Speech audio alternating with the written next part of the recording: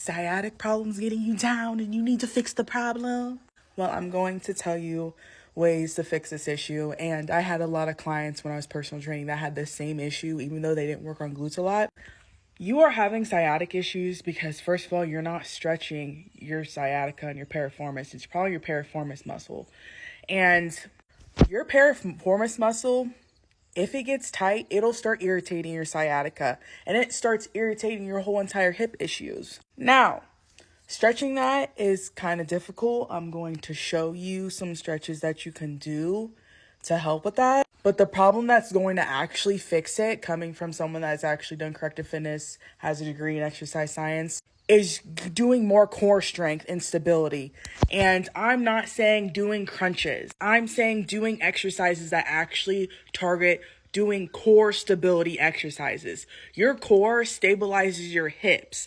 If your core stabilizers are not active enough or strong enough, your hips start getting thrown off, and then you start having issues like sciatica and other issues. People don't realize also as well, if you do a lot of abduction, those abduction things don't actually hit your upper glutes like you want it to. A lot of the times it targets your TFL band, which is like right here, okay? So that's your glutes, your TFL band somewhere around there. I would have to be on the ground to show you better. But those two muscles, that muscle gets hit a lot more than your glute medius with abduction. This is what I've noticed doing training. This is what I've noticed with 90% of people. When I corrected them and showed them a different way to actually target their glute medius with the abduction machine, it took that pressure off their TFL band. Now, when your TFL band gets too tight, you will start having knee issues, okay? So making sure you can Google where your TFL band is, it'll show you, okay? Okay, so I'm going to show you things that you can do to fix this issue. It's going to take some time to actually do a corrective fitness. Corrective fitness is actually strengthening the muscles that are weaker than the muscle that you're trying to balance out. So if one is stronger than the other, you will start having issues, okay? So we're going to do inactive. We're going to try to deactivate one of the muscles that are too strong with the ball.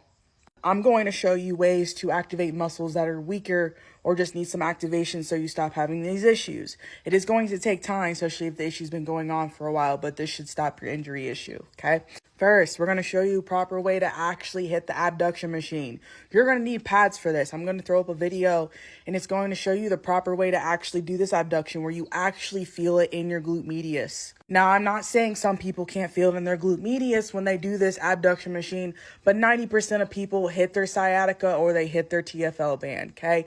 And then once you make it overactive, other muscles start having issues, and then you have injuries. Okay, so here we go with this first video before I get into instructions on how to activate and deactivate other muscles that are way too active. Okay.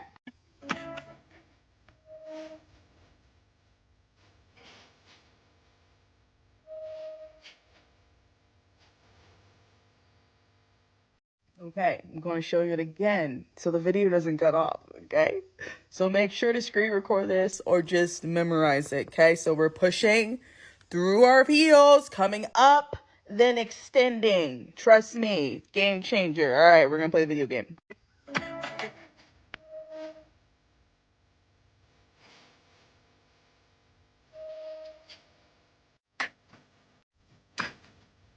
Okay, so try this at the gym. I promise you it's a game changer. Stop just sitting down and doing abductions. What I've also noticed that helps, as well as if you prop yourself up. Some people I've noticed, if you have too long of a legs, you can't fit that machine properly, which will make you target not your glute medius. And some people have a long enough torso where it can fit. It just depends on how your body is. But I've noticed this method has worked for everyone. I've tried this method that I just showed you on every one of my clients, and they said they felt a difference for sure. Because I had a lot of clients that had the same issue. But we're going to go into the ball, and I'm going to show you some things you can do to actually correct this issue outside of just doing the correct exercises.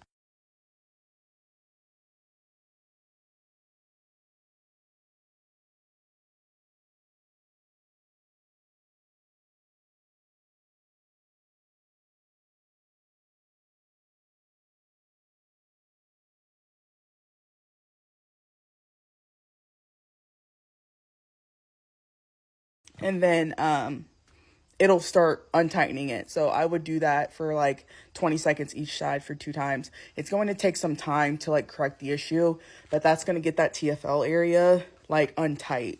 So if you need to know where the exact muscle is, just Google it and you'll know where it's at on your body. And honestly, you'll know when it hurts.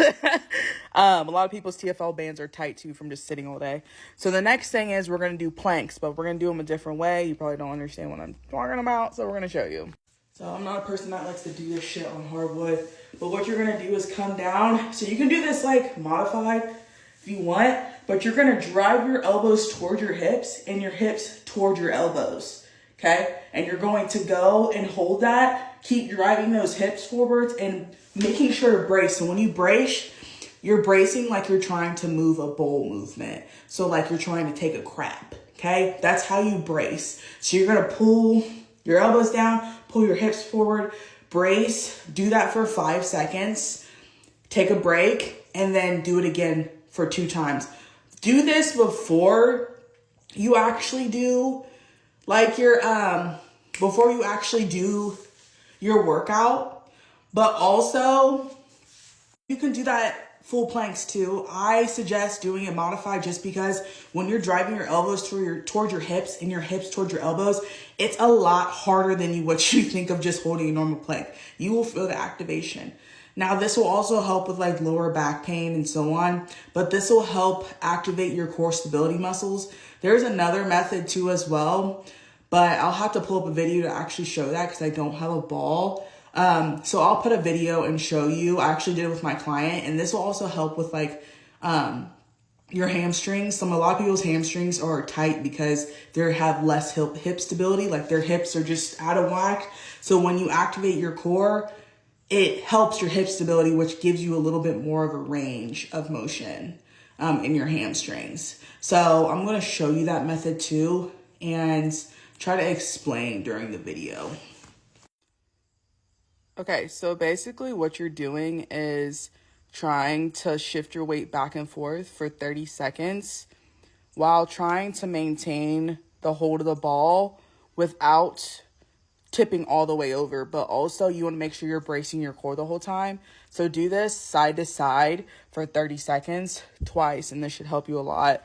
But also just make sure that you're not tipping all the way over. You want to tip to enough, but not too much. So this is just my client demonstrating. Okay, so those are my tips on how to solve this fucking issue, and I hope it helps. And yeah, make sure to save and try these out later and put them in your routine. And I promise you, give yourself about a month of consistency of doing these things I've just told you, and I promise you those issues will disappear and stay forever. Probably stay away forever if you continually do the corrective fitness movements, okay?